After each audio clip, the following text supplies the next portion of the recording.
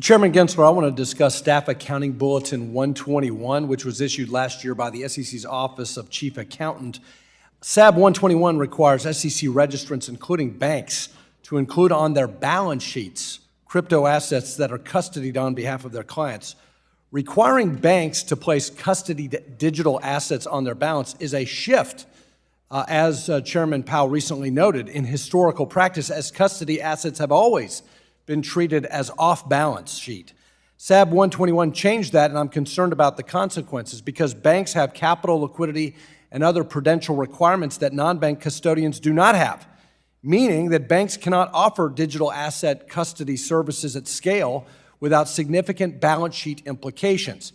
If banks cannot provide digital asset custody services at scale, they simply will not offer those services, which could lead to market participants not having bank-grade custody solutions to pick from and will turn to offshore solutions, like in the Bahamas, diminishing American competitiveness and compromising investor protection. Chairman Gensler, has it occurred to you the irony that at the same time you pursued SAB 121, which has effectively precluded highly regulated banks from offering customers the safety and security of segregated digital asset custody services, not a single one of the 4,500 employees under your supervision at the SEC noticed that FTX was allowed to commingle customer funds, allowed FTX to trade, settle, custody, lend, and borrow digital assets without institutional-grade custody?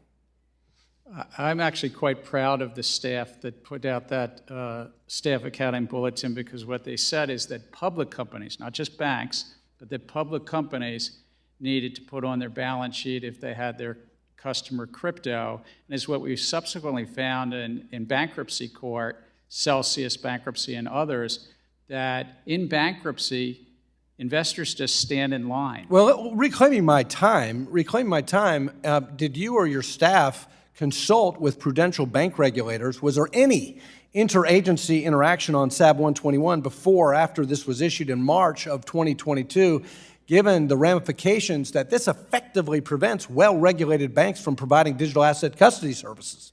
There was significant dialogue beforehand with accounting professions at the Big Four and others, because this question kept coming up, but there has been consultation about this with the bank regulators subsequently. Well, I find it very interesting that nobody at the SEC, under your supervision, noticed that FTX, a one-time $32 billion company, was run on QuickBooks.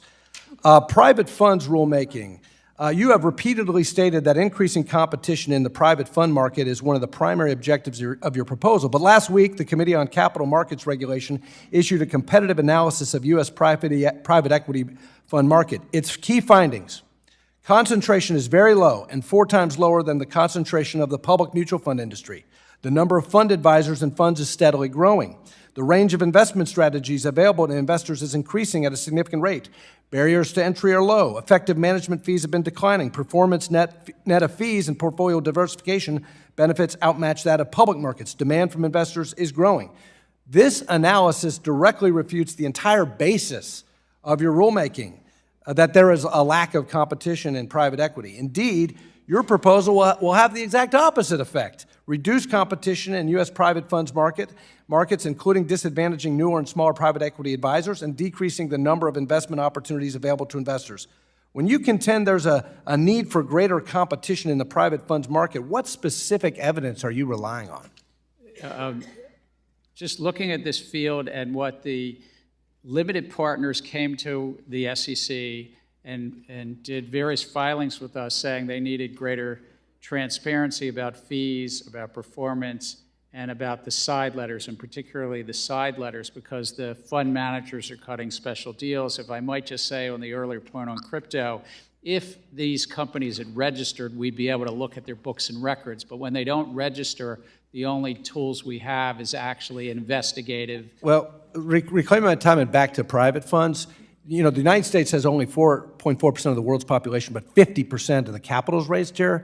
And Europe, by contrast, has the same population, but less than 20% of the capital raised here. The difference between us and Europe, and I want to stay the U.S., not Europe, is that we diversify our markets with private capital being a big driver, making credit easier to obtain for all Americans, making investments in tech, in healthcare, biotech, manufacturing, higher paying jobs.